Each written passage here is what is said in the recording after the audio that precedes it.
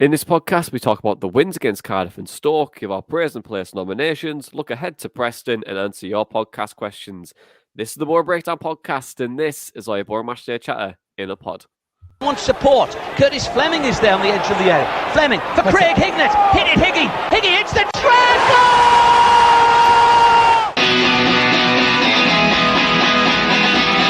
Ravanelli coming alive again. Juninho wants the ball played to him. Ravanelli spots out Emerson!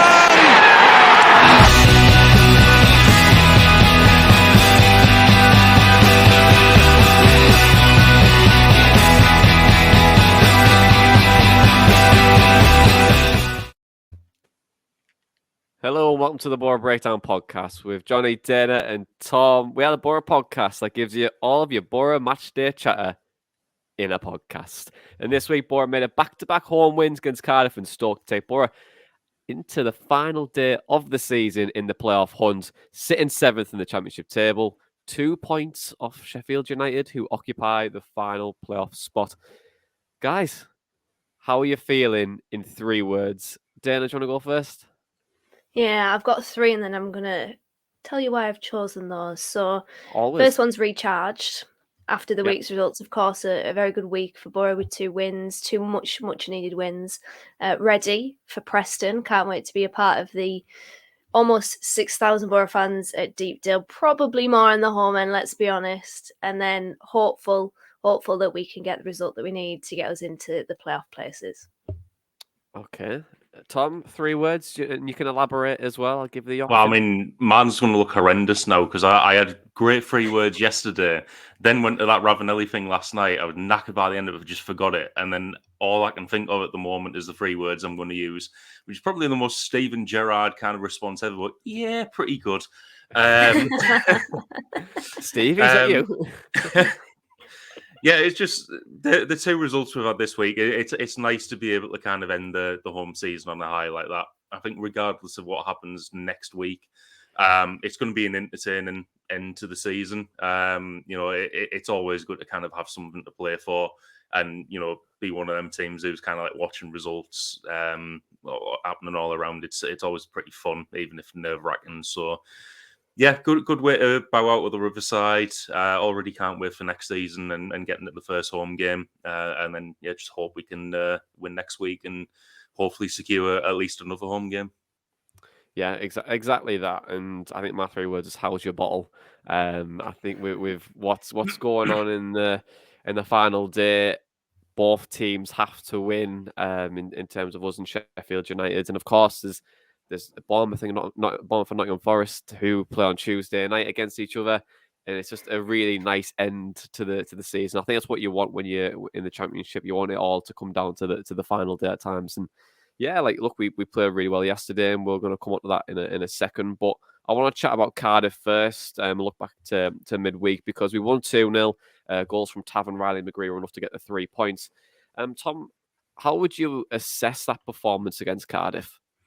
It was a decent enough performance. I thought we did everything that was needed of us. I don't think we played anywhere near our best, but we still got the result. And it's good that you can do that against teams in this league where you don't particularly play 100% or, how you can play, but you still get the results.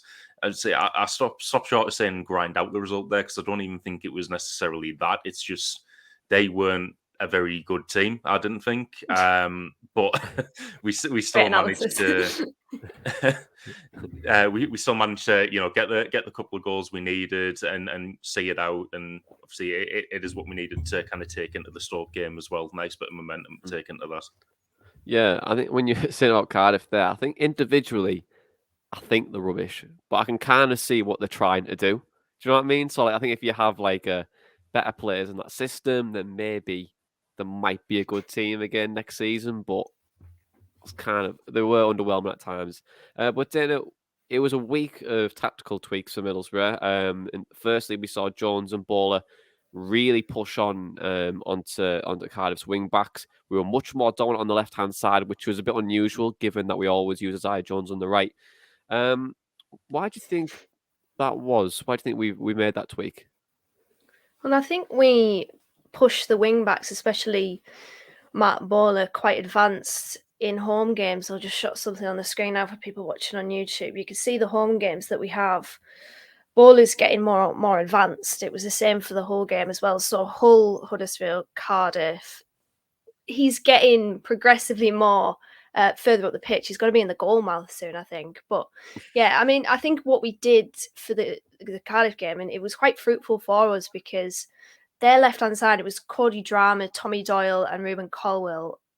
I don't think they was maybe intent on getting back as they were maybe getting forward. And as Steve Morrison said after the game about the turnover of possession and Boro being better in the transitions from attack to defence, it became quite apparent quite quickly in the game that Bowler had a lot of space on that left-hand side. And all it really took for Boro was one or two passes between him, Tav, and Paddy McNair to get around the press that Cardiff kind of had and for us to get in. We just didn't pass the ball quick enough, I don't think. And I think that was the theme of the game. It was it felt like a pre-season game, and I think it had the atmosphere to boot. But yeah, there was a lot of space down that left-hand side, and the left-hand side seems to be getting a lot better, I've noticed of late, especially in the build-up. I think maybe in the final third, we just need that little bit more quality, especially with Bowler. But yeah, I think in the home games, it's definitely notable that Bowler is definitely playing more advanced.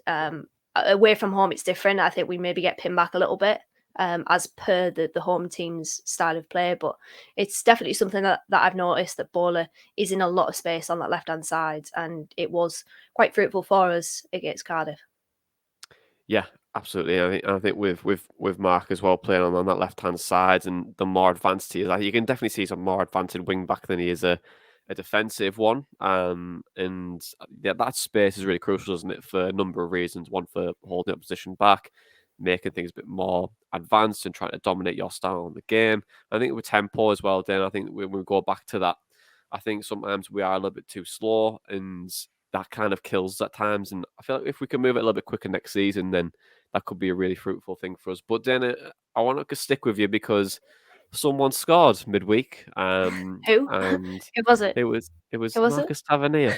It was Marcus Tavernier. And given that we've said on the podcast that although he brings a lot to the table in terms of like his running stats and contributions and getting brought up the pitch a lot quicker and really being dictating our play, the one thing he hasn't been doing, and you told him to do a few times this season, is to shoot more, Marcus Tavernier. And he did just that, didn't he? I don't know whether I've been telling him to shoot. I mean, to be honest, in home games, whenever he's got the ball and, you hear the crowd saying shoot, I always say, don't you dare. Because, we see often Tav spooning shots in a row Z. And to be fair, we did see it in the Cardiff game. I think he had maybe 3 shots that just hit row Z. That obviously needs to be improved. But I think what I said on the last podcast is we need to, or I would like to see us shoot more, because Dylan Phillips is a little bit sus. We did see that in that goal, the first goal that we scored. He could have done and probably should have done better with it. And as I said, it sounds simplistic, but if you don't shoot, you never know what will happen. We saw exactly what can happen in that game against Cardiff, where obviously Tav had that shot.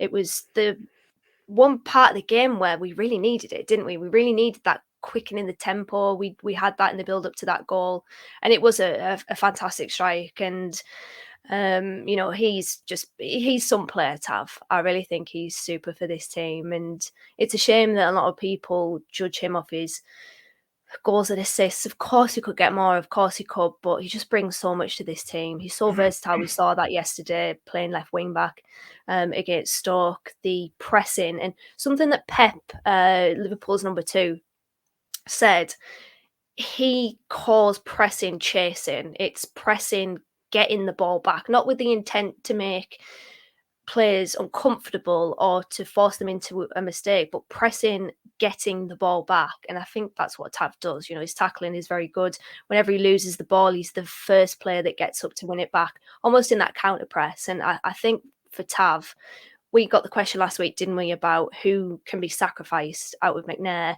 Dale, and Tav in terms of selling. This isn't some sort of, I don't know, Hunger Games situation here, but I can't say Tav, because I just think that everything that he brings to this team is exactly what Chris Wilder wants. The drive, the progression, the tackling, the pressing, the creativity. He's got a fantastic delivery from the left. We just don't really see it so much because nobody really gets on the end of them. They don't gamble in the box, but he's a top player and he will be picked up by a Premier League team for a big fee, in my opinion. Okay, a fee. Do you want to give me a fee in mind, or should we move on? I can't think of any on the spot, but obviously he's a young player and clubs will pay for potential. So don't be surprised if it's a little bit more than what maybe the masses would expect. Yeah. Okay then. Well, we'll move on to the second goal. Then Tom and Riley McGree rounded off the win. It was a deflected shot, of course, but 2-2 for him when playing against Cardiff. And since he's arrived in January for a really good price, he's been quite impressive. Have you been happy with Riley McGree every time he's played? Not every time. I think there were a few times after he came back from the injury where I don't think he was necessarily up to speed yet, but we did need him to play. But I think that only lasted about 3 or 4 games, and then he kind of returned to normal. You know, when he first came in, I think it was against West Brom where he just played that through ball to Tav for the second goal, I think, or maybe the first. I can't remember, but it was just a pass that I know in previous years no one in centre midfield would have, even seen. Can you imagine George Saville doing that last season or whatever? It kind of really shows how much better our recruitment strategy has been, from January. And then the last few games, I think he's even kind of surpassed what he was showing when he came in, and is back to his best. He can pick a pass so well, but we can also see he's got a pretty decent shot on him as well. So I think next season he's going to be one of the players to really watch out for. I really like him. I really like him as well. Tom, I know you were saying there. Took a couple of games to come back from injury to get back into the form that he's in, but I think technically he's excellent. I feel like time just stops when he's on the ball, and he's able to create that pass or get the ball in behind really, really well. I think his ball control is superb, and he just brings a lot to the team. I think if we were to ever sell Tav, you've already got a fantastic replacement in Riley McGree within the squad, and it's such a good signing as well. For the fee that we probably paid for him, for relatively quite low, the profit we could potentially make on him is outstanding. But I'll end on a bit of a sour note in terms of the Cardiff game. Aaron Connolly came on. There was boos around the ground when he came on by a section of supporters. Dana, you're a little bit disappointed the way fans reacted to that substitution, because actually, what's your thoughts on it? Yeah, it's a little bit uncomfortable, isn't it? I mean, you can have your opinions on Aaron Connolly, and for what it's worth, I have criticised him, but I would never boo a player onto the pitch. I just don't see I just don't see the point in that. I think it's entirely counterproductive. Of course, fans pay their money; they're entitled to voice their opinion, but I just think that that's maybe overstepping the mark a little bit. But I mean, he got a chant. He's got a chant now, hasn't he? Yeah. Which is rather it's humorous, isn't it? So I think that's better than the booing in it. Yeah, I was gonna say, Tom, time is a crazy thing. A couple of days he's getting booed, and next thing you know, he's got an outrageous chant. But it was a little bit disappointing not to hear like those initial boos, though, wasn't it?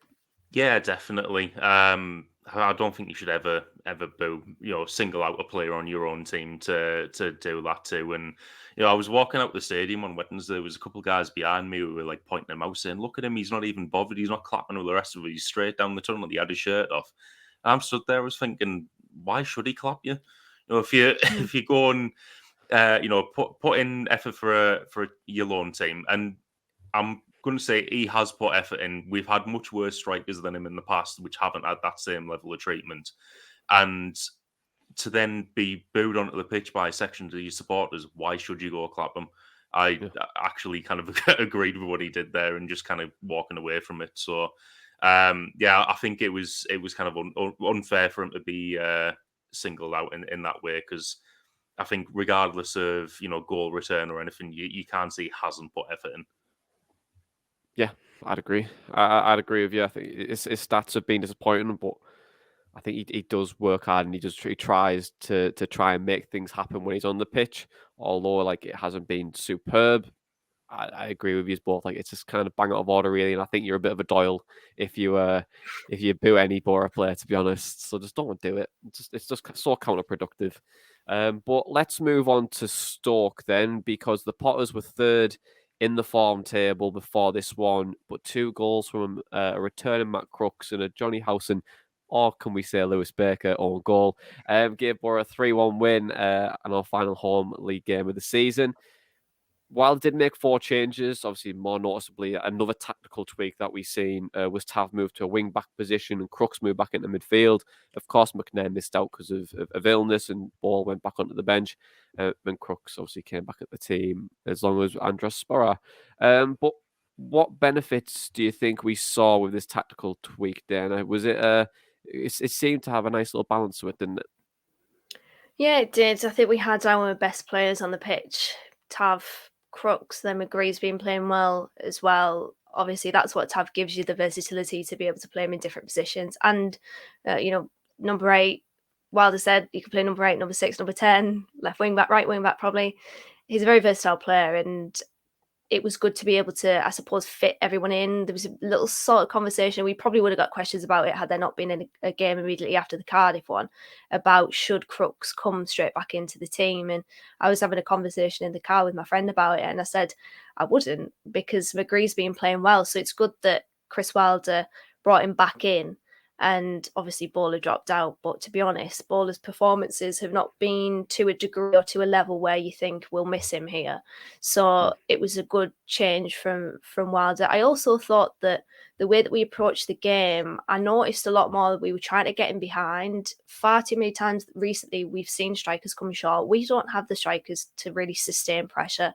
But we were getting in behind. You see with Crooks's goal, the first one, there's 3 players there, Crooks included, in between the centre halves and trying to make those runs in the space in front of them, behind them. So that was what I really liked to see. That's what Spora does. He points a lot, doesn't he, Spora? Because he wants the ball played through in behind. What more we know what he can give with his running, chasing down lost causes.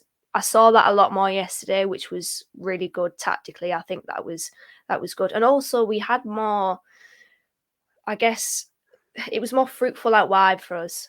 We had more joy in those little link-ups. Riley McGree and Tav were working quite well. Actually put a pass network up here. And you could see immediately on that left-hand side, it says at the bottom that arrow brightness reflects number of passes completed between players. You can see there McGree and Tav linking up really well on that left. Whereas on the right, you can still see it with Crooks and Jones, but the left, again, touching on what I mentioned earlier, is definitely improving. And I thought that was definitely a good switch that I saw there, where Tav going out to the left, providing a lot more of an outlet, I suppose, on that left-hand side. Yeah, I think on that passing network there, it does show like how much of a need for a left centre back that we need to have on in the transfer market this in the summer. I think I appreciate that's a bit narrow, of course, with McGree, Tav and Peltier there, but having that balance there, that passing network, and much more structure around that will probably benefit us really when we're on the ball and we come back to that tempo and all that kind of stuff like that. But yeah, I think it'd be nice to get that left footer in. But I think overall, I think it's a really nice little graph that I think it shows that the togetherness of Ryan McGree and Tav. But we alluded to him, Tom. The left centre back row, Lee Peltier came in yesterday. Saw him do an overlap, which I thought I would never ever say that I saw Lee Peltier doing an overlap from centre half ever, but he did. Firstly, I want to go on the tactical tweak side of things with you and say what benefits did you see from that tactical tweak we made, but then also what are your thoughts on Lee Peltier in general, because he's just been safe as houses, hasn't he? Well, yeah, I mean, I think in terms of the first question, as Dana said, we managed to get all of our best midfielders on in the team. So, Tav being able to play there was a huge benefit. We had a good link on the left-hand side, and then we were also seeing it on the right with Crooks coming back in. I wasn't entirely sold on Crooks coming in straight away. Because same reason as Dana, I thought McGree's been doing well, and why should he be dropped? So it's good that we have been able to accommodate that. But as well as what we saw between Tav, McGree, and to a lesser extent Peltier on the left-hand side, it was nice to see that working again with Crooks, Dijksteel and Jones on the right, because I think Jones has been quiet for quite a few games now, but we did see him trying to attack a lot more yesterday and put more early crosses in as well, which I feel like he must have been told to do, because there have been times where he's been holding onto the ball a little bit too long. So always going for that low cross. So it's good to see him kind of trying to pick a pass early with more of a kind of lofted cross into the box. But yeah, going back to Peltier, he has been really safe every time he has played. I wasn't expecting too much out of him this season. Obviously, when we signed him, it was a Warnock signing. I just thought, this is, other than Sol Bamba, who I don't think had signed at that point, I was like, this is a fucking typical Warnock signing here.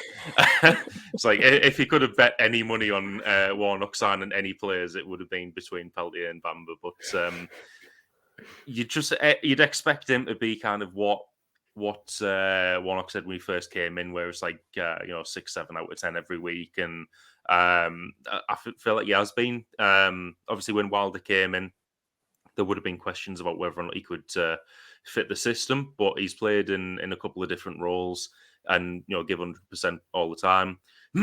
I was really hoping by the end of yesterday's game that either him or Bamba would get a first goal for us from open play, but I guess they'll just have to stick with the memories of the shootout at Old Trafford. But no, I can't complain with anything from Peltier this season. I think he's probably performed exactly as I expected him to.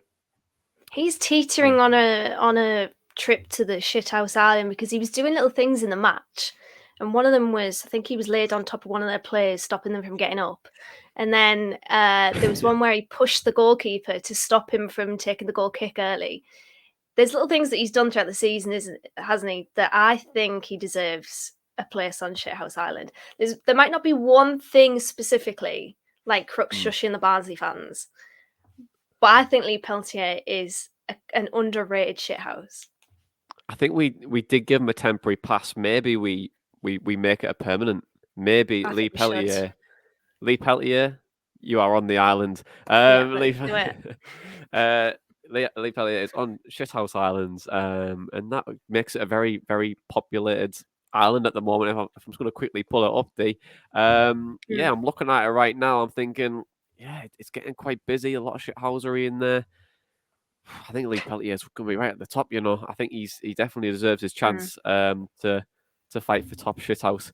But in terms of him and Bamba, though, they've been a really nice, pleasant surprises throughout the whole season, haven't they? I think when they both signed, you're thinking, really, do we need them? I appreciate they're going to be like squad players, but they've brought a lot to the team, haven't they? In the changing rooms and on the pitch as well. They show that level of calmness at times, really good professionals. And I don't think we'll see them next season. I think they're both going to be probably released. But I think overall they've done a really good job, the pair of them this season. I think they've been really underappreciated too. So, but in terms of a player that who's came in the squad, and you've both mentioned him, Matt Crooks, appreciate he was out due to suspension.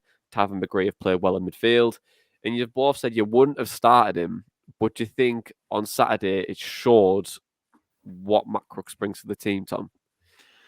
Yeah, definitely. I think as both me and Dana just said there was more of a link up on the right hand side with him being back in, and it allowed kind of more balance on the left hand side as well. And I feel like the few games out that he had, I mentioned it a couple of weeks ago in terms of mental fatigue from some of the players. I feel like he might have been one of the ones who was affected by that, kind of judging by some of the fouls he was giving away, and a couple of the yellow cards he picked up right before he hit 15. Were just kind of like slow, kind of clumsy challenges. But maybe having a few games out has helped with that, because he did look, back to his best and fully focused yesterday. Obviously managed to chip in with a couple of goals, and hopefully he can bring that into the last game of the season as well. Yeah. Dana, what's your thoughts on it as well? Do you think, would you just agree with what Tom was saying there on Matt Crooks? Do you think it kind of shows like everything that he brings, and in terms of like the quality, especially on that right hand side as well with linking up with Jones. Yeah, 100%. And I mean, we're forgetting the big thing, which is goals. He's our top scorer, the first central midfielder for Middlesbrough to hit double figures since Grad Ledbetter in the playoff season. And that second goal that he scored was pretty much classic Matt Crooks, I think. You know, picking up the sort of scrappy goals. I know the all Wilder's there chant goes that he scores belters all the time. He absolutely doesn't. He scores the scrappy goals, but I mean, we'll let that slide. It was very similar to, was it the first goal that he scored this season against Bristol City, where it was a flick on from a free kick, and then he poked it home. It was very similar to that, obviously from a corner though. And I mean, we were much better at set pieces yesterday, and Matt Crooks is pivotal to that, I think. So yeah, he obviously coming back into the team and scoring the 2 goals that he did is huge for us, because we absolutely need somebody to pick up that mantle and be the goal scorer. And Matt Crooks gone off the boil a little bit prior to that, but brilliant to see him back in the team and back amongst the goals as well. Yeah, and we did score 2 set pieces yesterday, Dana, and I alluded to it on the last podcast where I just said I absolutely love these outrageous set pieces that we're doing now. One where we throw the ball in the air. There's one where we bounce it on the floor. Yeah. I've noticed that actually. Yeah. There's a salt shaker. There's a little dance. Someone's break dancing in the 6-yard box. Alan Nil, man, what an absolute masterclass. Alan Nil's break dancing on the 6-yard box. Alan Nil's. I thought that's what you said then. On the 6-yard box. Chris Wilder's doing the Ravanelli in the dugout. There's so many set pieces, you know, it's absolute masterclass. But Tom, how important is it that we keep trying to find new ways to become more dangerous in the final third? I think very. You know, we've spoke about it before. We've managed to become a little bit predictable in how we were going to play. I think this is particularly before Boro came back and added some kind of more balance attacking wise on the left hand side, because everyone knew we were going to attack through Jones. But I feel like we've always had the potential for success from set pieces this season with some of the height that we have. You know, for any football manager players out there, it's near post corner and Crooks attacks it. You know, and we've seen an example of that kind of working yesterday. It was far post, but it was still Crooks that got on the end of it after Fry got it. Like I said, we've always had the potential to do it. It's just nice to see that we are trying some of these new kind of set plays that we've clearly been working on now.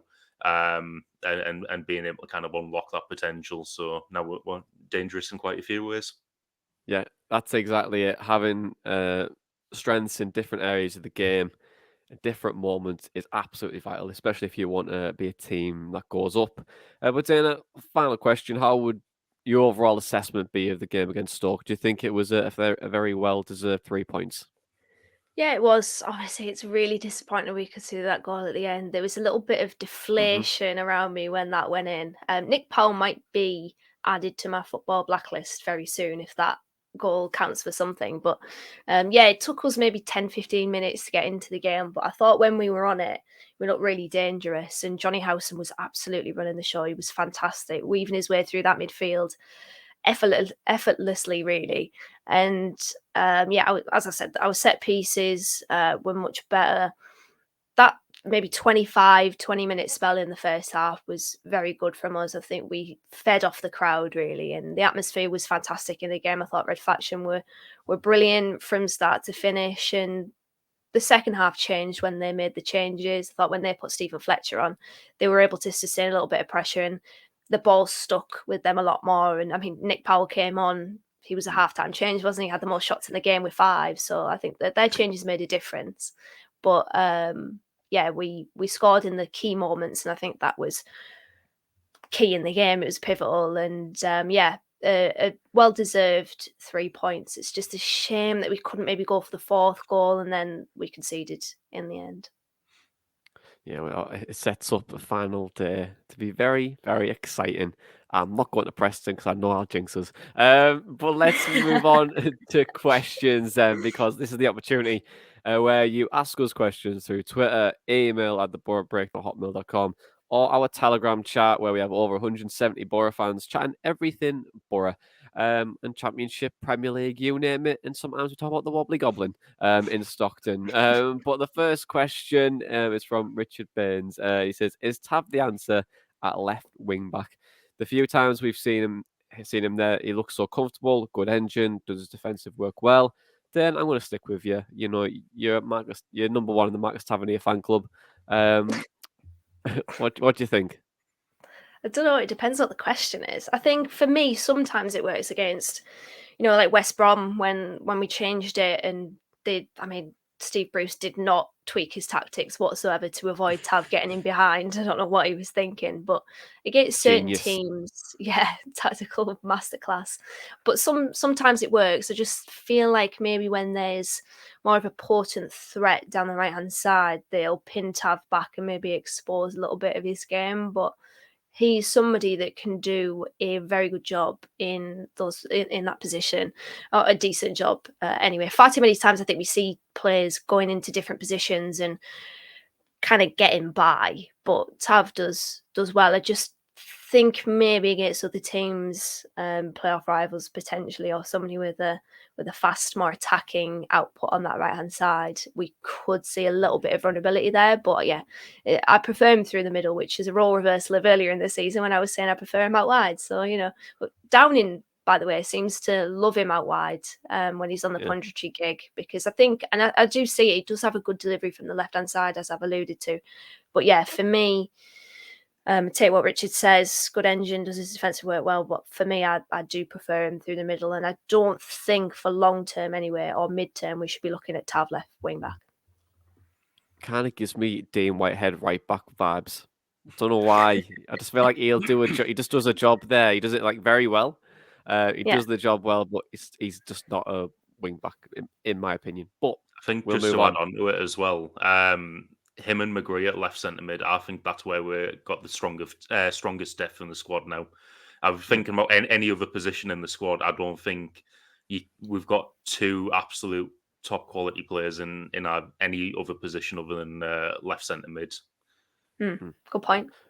I 100% agree. It's going to be interesting to see what we do next year. Do we play with two left centre midfielders because we can't take them out to have a gap in midfield? Just play two in the same position. But we'll see. Next question. It's from Jake, and I think David Tickle said something similar as well. They both said, do you see Luke Daniels being our number one next season, or will we buy a new keeper in the summer? We've spoke about this a lot, Tom, but what do you think? Luke Daniels number one next season? Yeah, you love giving me a goalkeeper question, but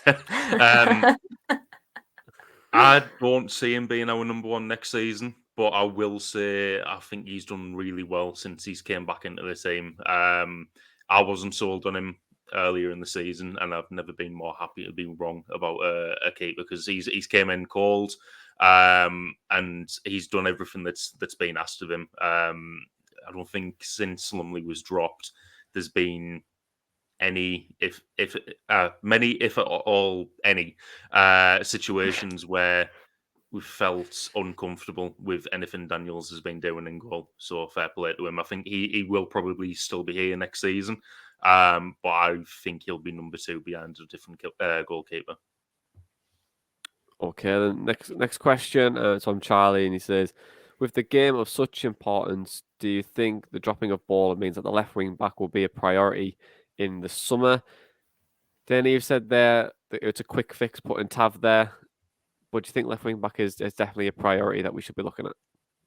Yeah, I think it is anyway, because Neil Taylor is out of contract as things stand anyway. But yeah, Bowler, and I mentioned it maybe one or two podcasts ago, and I was speaking to Gab Sutton about this as well on the EFL debate, that I'm just not particularly convinced by Bowler. I do think there's a good player in there, don't get me wrong, but it just hasn't really got going for him, has it? When Chris Wilder came in, he played, the first two games, and then got injured. And it seems like he's not really fully, anyway, got into the rhythm. Maybe with a full preseason and, crucially, an injury-free preseason, he can get into the swing of things. But given that Taylor is out of contract and we don't really have as much depth, left wing back, and Coulson's coming back, I can't really see him staying at the club. We'll probably already be looking at a left wing back, and it's probably a case of, do you go in for a better wing back than Bowler, or an improvement, shall we say, or backup. And I think Boro will go for an improvement for Mark Bowler.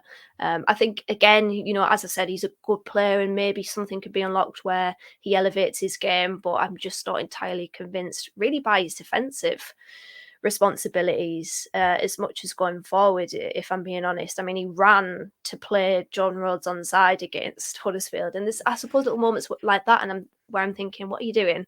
But yeah, hopefully we can see a better Bowler kind of fulfill his potential. But I think Boro will be looking for a Bowler replacement potentially, or an improvement in the summer. Okay, then. And then the final question. It's for you both. Tom, I'll come to you first. It's from BB. And they say the same team against Preston. So would you go as the same team that beat Stoke against Preston? Yeah. Yeah, easy answer. It is, yeah. But I was just going to say we've got all of our best players on there. They did the job yesterday. They should be starting against Preston for me. I think it's obviously the most important game of the season so far. So yeah, just stick with the same team. Okay, same team. And then Dana?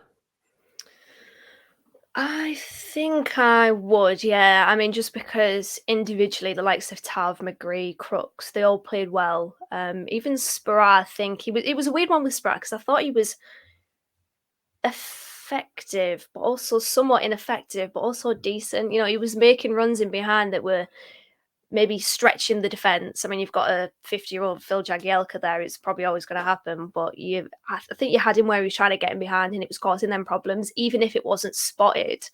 I think he did a decent enough job, although maybe from first view he was ineffective. But yeah, it was a strange one with him. But yeah, I think I would keep it the same. Just a little bit wary of Tav on that left wing back. They played Alan Brown right wing back in the last game, I think.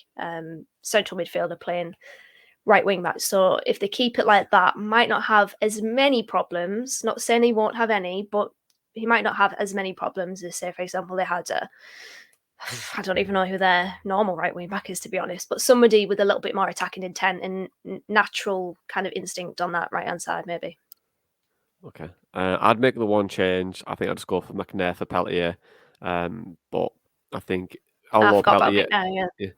I think although like Peltier is being safe in that left centre back role, I just think McNair's a better option for us to introduce for the final day of the season. But let's move on to the praise and place, because the praise and place is the place that we like to give praise to anyone around Middlesbrough Football Club. It could be a dinosaur, it could be the Wobbly Goblin, it could be a pint, it could be someone that runs on the pitch and takes a photo with Tav, which I don't think is going to be in the praise and place. No. So that could be like the negative place where we put like something in our negative moment of the week. If that is one, I'm just going to say ban cardboard sign saying, "Can I have your shirt?" and no more kids on the pitch. Stop it.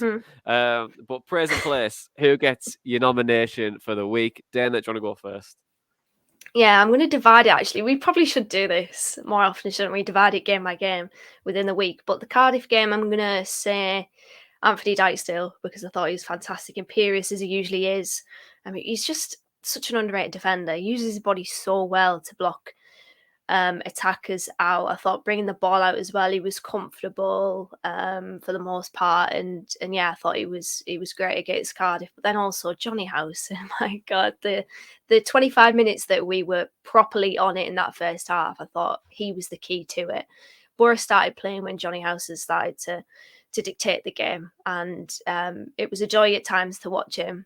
And to be fair, he was good against Cardiff as well. So for me, I would put Dijksteel and Housen in there. But I also want to give a mention to Dale Fry, who I think, if he wasn't injured in the games that he's been this season, he would be within a shout for me of being Player of the Year, because I think he has been brilliant, magnificent in defence. He's having his best career to date, in my opinion. He's really stood up this season and kind of gone from a boy to a man, I think, in defence. And he's had a very good campaign as well. Come back into the team and shown his importance. So, yes, a shout out to Dale Fry as well.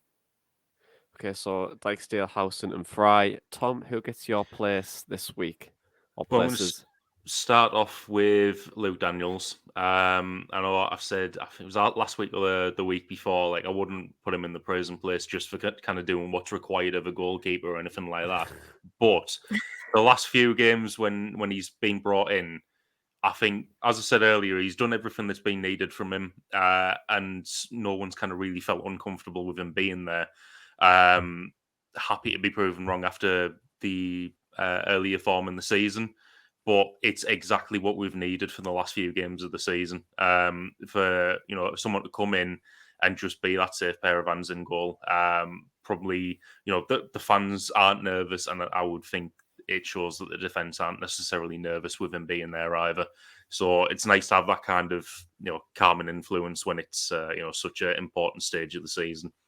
And secondly, I'm going to go for Tav for both games this week. I think he's been outstanding. Great goal on Wednesday. And one of the things I like about what he's adding to his game at the moment is you can say on the pitch he's becoming very vocal. I don't think it was Cardiff. It might have been the home game before that, but I'm pretty sure he was switched to left wing back and he was shouting at Boro, telling him to get in position for left centre back. And no, it was Huddersfield. Huddersfield, yeah. And you've seen in the last couple of games a couple more examples of him just kind of being very vocal and shouting at other people on the team. And I know we're not our season preview show yet or anything like that, but my bold prediction for next season is going to be if Howson leaves, Tav becomes captain, because I think that's something he's showing is a developing part of his game, and it honestly wouldn't surprise me if it's not next season. I think if he stays the next few years, I think it'll happen. Everyone always talks about Dale Fry stepping up to be the next captain. I think it'll be Tav. Oh, bold. It's a good one. That Tom. Well, I'll come back to you on the season preview show when we do it in July. So, well, nice. I think two good people in the present place. I would go for. I think one. I'm going to start with a mention. I'll give a mention to Riley McGree. I think he's been sensational since he's came back into the team, especially the last few games. I really, really like him. Really like Anthony Dyke-Steele as well. He's always going to be in that present place for me. Absolutely superb. But I think the big nomination I give this week is to Alan Knill. I think you can see since he's came in the building with Chris Wilder, you can just see how well drilled we are as a team now. Alan Knill, the coaching staff with Chris in charge as well, because Alan Knill does a lot of the training ground work. You can just see how Boro play now in terms of patterns of play, how well drilled we are. The new set pieces that we're introducing it week in, week out. I think we've really, really kicked on since Chris Wilder and his team have came in the building. And yeah, I think they have to get a definite shout out because, we would never be in this position if we had Neil Warnock in charge. Not a chance, wouldn't be anywhere close. And I think we'd be talking about a podcast to say, let's talk about next season if Neil Warnock was in charge. But I think with this coaching staff, I think we're in really, really good safe hands, especially with like Alan Hill in the training ground too. But let's look ahead to Preston in the final day of the season, where Boro play Ryan Lowe's Lily Whites, who sit 14th in the championship table. Guys, let's break them down because we unfortunately haven't been able to get a Preston person to come in this week. But what's your thoughts on the initial game? What should we look out for? Dana, do you want to go first? Yeah, well, they set up in a 3-1-4-2 against Barnsley. It seemed, anyway, from kind of the outside perspective looking in, that it was somewhat makeshift because you had Daniel Johnson left wing back, Alan Brown right wing back, you had Ben Whiteman and Ali McCann in the middle. There's been a lot of Preston fans that want Ali McCann in the team. I think his pressing and running numbers are very good. He's got a good engine on him, and a few people are wanting the captain, Alan Brown, dropped. But I think somebody that I've liked that maybe he's gone off the boil a little bit is Seth Van Der Berg, the right-sided centre back in a 3. I think he's a very good defender. Has shown that this season. I thought he was good from what I can remember anyway against us at the Riverside, and there's a few players in their team that individually are good. Cameron Archer was on my transfer wish list last week, but a lot of their fans are saying that he's maybe looked a little bit jaded of late. Men's football has caught up with him, etc., etc. But interestingly enough, when I kind of dived in on their forums, they're not 100% convinced by Ryan Lowe. Somebody said the locomotion is more of a replacement bus service at the moment. I think maybe a little bit of impatience there. I'm not too sure, but a few people are saying that maybe the attacking football just isn't. They're not really seeing the signs of that yet, and it's becoming a little bit slow and some creaky parts. But to be fair, I look at their squad and I think that it does need work. Pretty sure that Brad Potts was quite a figure of criticism earlier in the season. And he's still getting the team. I don't know whether his performances have improved or what, but yeah, they seem to have been experiencing a few similar issues to us in terms of their front two. Reece and Archer apparently don't really work as a pair. There's nobody that can make the ball stick and hold it up and lay it off, etc. But I've also seen a few people complain about the poor service to the forwards. So it'll be interesting to see if they switch things up, potentially final game of the season, maybe with next season in mind. And I suppose how that front partnership works, because I think individually Reece and Archer are good players and have had good seasons, but together they don't quite mesh well, which is interesting. Yeah, it looks like a project is needed at Preston. It has been for a couple of seasons. It looks like they've been in a long transition phase for maybe about 10 seasons, if it kind of feels like. But Tom, what's the form looking like? Look, currently sitting 14th. Fans aren't particularly too happy, but how's the form looking? I feel like I've been saying this every time we do this recently, but mixed. So out of the last 5 games, they've won 2, lost 2, and drawn 1. Good win for them yesterday against Barnsley. They won 3-1 there. But the game before that, last Monday, they lost 4-1 at home to Blackburn. But interestingly enough, from that game as well, I feel like it's like I said with Cardiff, but they weren't exactly completely blown away. Even kind of disregarding the scoreline there, because they actually had more possession than Blackburn and had only had 1 less shot in the entire game, but Blackburn were just more clinical. They had double the amount of shots on target and made it count. Game before that, they got beat 3-0 away at Fulham. 1-1 draw at home to Millwall before that. I'm talking about Preston. And the game before that, they beat QPR 2-1 at home. And you can see kind of stats-wise from those games, I think with the exception of Fulham, they were either kind of fairly equal to or better than their opponents in terms of possession, and still kind of, recording some decent stats, kind of shots-wise and stuff like that. Okay, then. So, what are your predictions then, Tom? I don't know. Anything could happen, couldn't it? It's just last day of the season. I'm going to go for 2-1 Boro. I think we'll just manage it. Okay, Dana? Oh, I don't know. You know what? I didn't even say anything, to be honest. I'm going to echo Tom. I'm going to say 2-1 Boro. No, actually 2-0. Let's hope for 2-0. Okay. Hopefully we win. I just want us to win. Manifesting a 2-0 win. I thought you were going to go like match abandoned or something daft like that. But I'm going to go 10-0 Boro, I think. I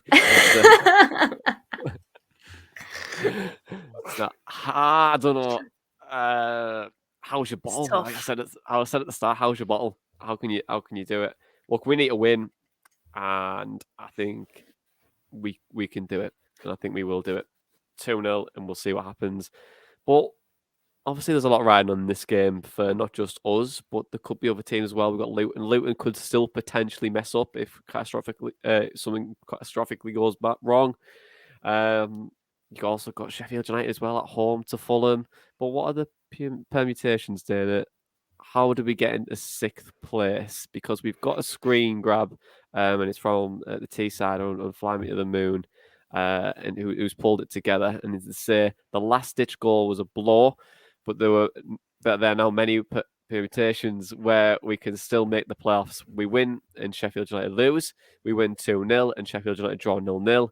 We win while scoring 2 more goals than Sheffield United in the score. Oh, sorry, is that? We win while scoring 2 more goals than Sheffield United score in a draw. We win and lose. We win and Luton lose, but both their remaining games. We win and lose one and draw one of their remaining games, and we have a better goal difference. God, that is just so many like different ways we could do it. Johnny's brain is just broke. It really is. Really is not my strong point. But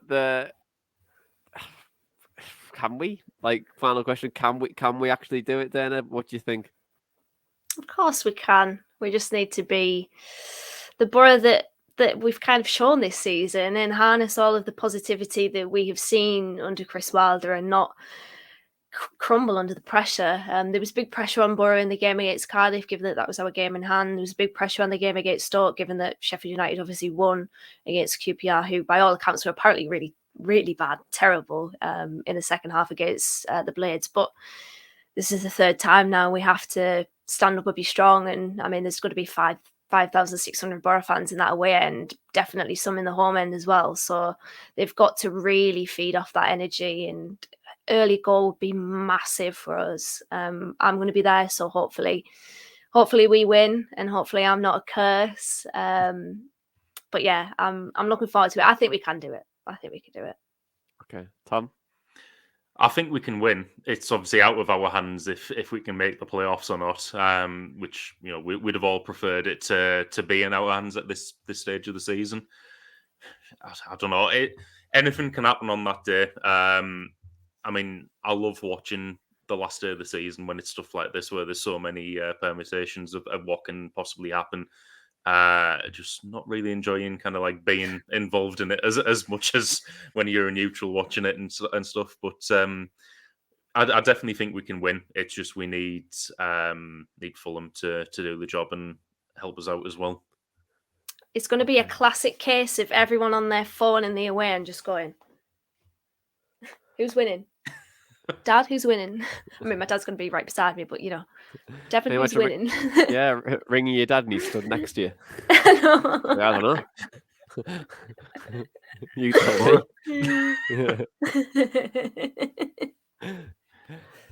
Can we do it? I think we can. Hopefully, the Fulham that shows up at Sheffield United wants to put on a performance, and I hope Mitrovic wants to be in form and kind of put himself even more in the market, even though 40 goals probably maybe isn't just enough. But that's it, guys. Thank you very much for joining me, as always, and thank you very much for listeners for listening. But Boro have set up an exciting final day of the season away at Preston with 5,600 Boro fans and more cheering them on. But how is your bottle, Middlesbrough?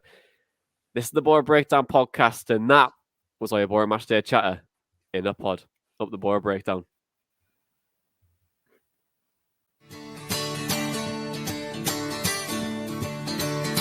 His name is Matt Crooks, and they just can't handle him. His name is Matt Crooks.